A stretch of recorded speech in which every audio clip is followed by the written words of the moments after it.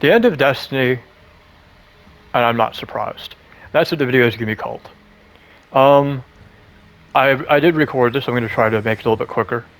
Having played through the game for multiple years, um, there's many points in time people could say Destiny died. I would say, how would I say it in relationship terms? Like terms that like, I'm not saying everybody's in a relationship or that I have personal experience, but what is something that people could look at that everybody understands? Not everybody understands what Destiny is, or what Bungie is, or what Sony is. So when I make videos, I try to break things down to a basic understanding that everybody can figure out. And it's relationships. You know, people see on social media, people see celebrities, the queen, her children, all that stuff. So if you're in a relationship, right, and let's say that in terms of Destiny 2 being pay to play. You have to pay for the game, for the expansions. It's in a relationship with a current player base that expects that they pay money and they get a product. And the product is to a certain standard. But the moment that company starts looking at free to play, they're already there. They're already looking at someone else. They're not present. They stop doing things around the apartment or the house. They start making their own plans. And stuff like that. It's like they just distance themselves. And then they stop showing up. So we would say that they stopped showing up around the time they got free to play. And we still got somewhat of a product. And you know, they showed up sometimes. You could say that, you know, all of the events.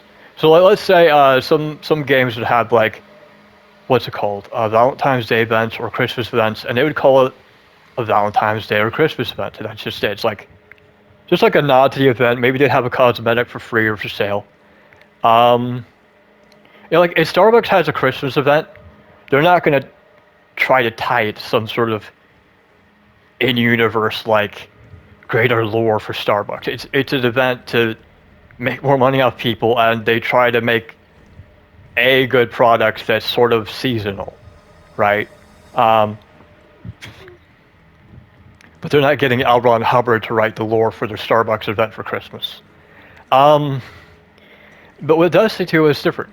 They instead of calling it a Christmas event, they called it the Dawning event. They tied it into characters in the game. And the story, same thing with Valentine's Day. And when they started getting distance is when they got rid of all that stuff. It's like, well, you know, we'll just start calling it the Christmas event. Or we'll stop tying it into the lore of the game. Or they'll start doing things that seem more like I could go into a long list. But the bottom line is, it's like that's where it started, when they stopped doing things that made sense to the game. And you know, people want to say, oh, it's marathon. No, I'm gonna bookend it there. It's not marathon. The same thing that Destiny 2 did with going free to play, they did with the story of the game. And that was when they started looking at other intellectual properties to make in-game stories. And that would be Renegades. The moment they looked at Star Wars to make story for their game, they stopped making Destiny 2. This is not about like caring about like nerdy stuff. It's just, that's how it is. They no longer want to put effort into the product, and they are not going to make the product anymore. That's what they're basically saying. Should they have said it outright? Yes. Yes, they should have. But they probably falsely counted on the community being somewhat smart or intelligent to read that. Suffice it to say, I'm not surprised. And I recently stopped playing. I stopped playing Warframe for the same reason. That like Destiny and like a lot of games, and just people in general, and relationships or your job or whatever, quiet quitting is what they call it. until you just stop at showing up to work. Um, is it's a community we do it as well.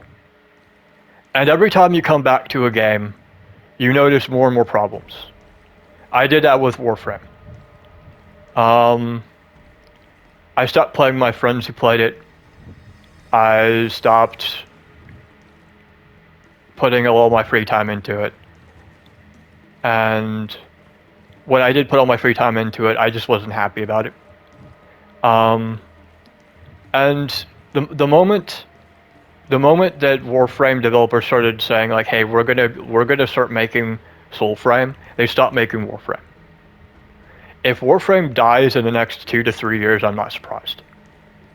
And yes, I will send this to developers for both games. So people want to hound on what's the video? People want to hound on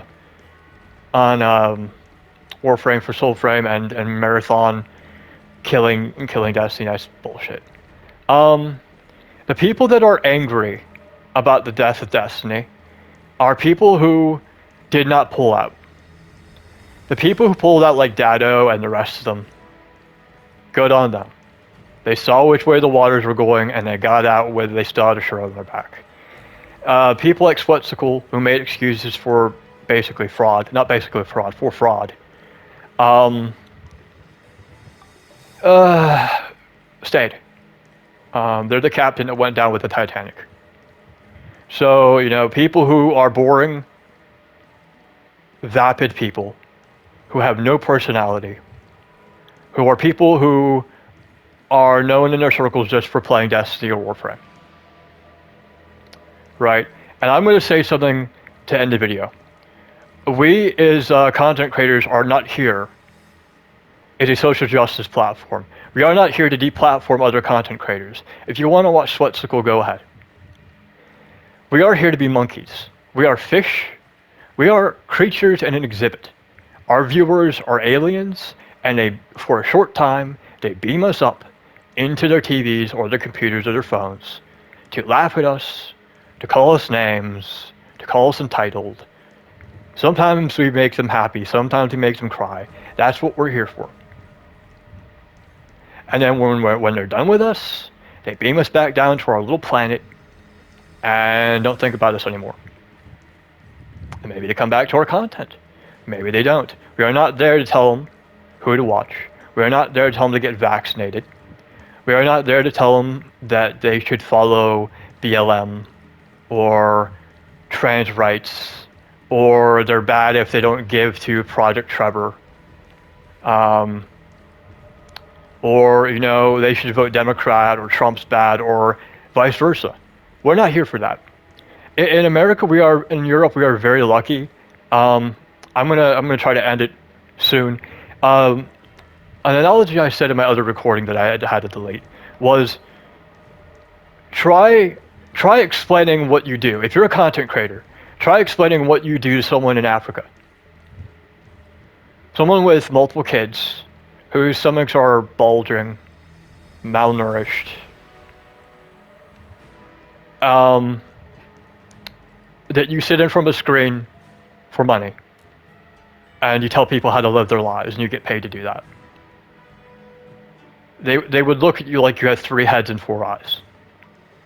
I would even say that some parts of America don't even have internet, don't even have drinking water.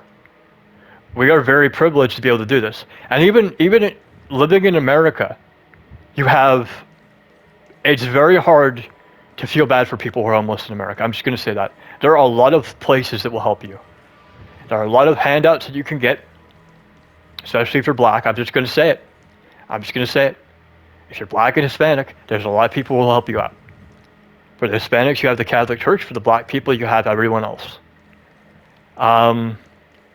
It is remarkably hard to fail in America.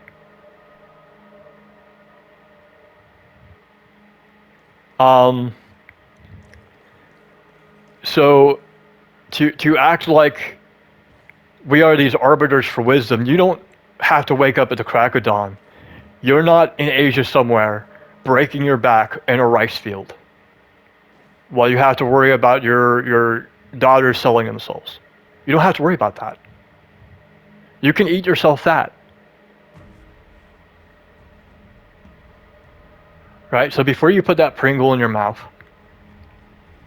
before you down another liter of sugar-riddled Coke that you don't need, think about that. Look at your belly and think about how lucky you are to be that way. Anyway, thanks for watching and have a good day.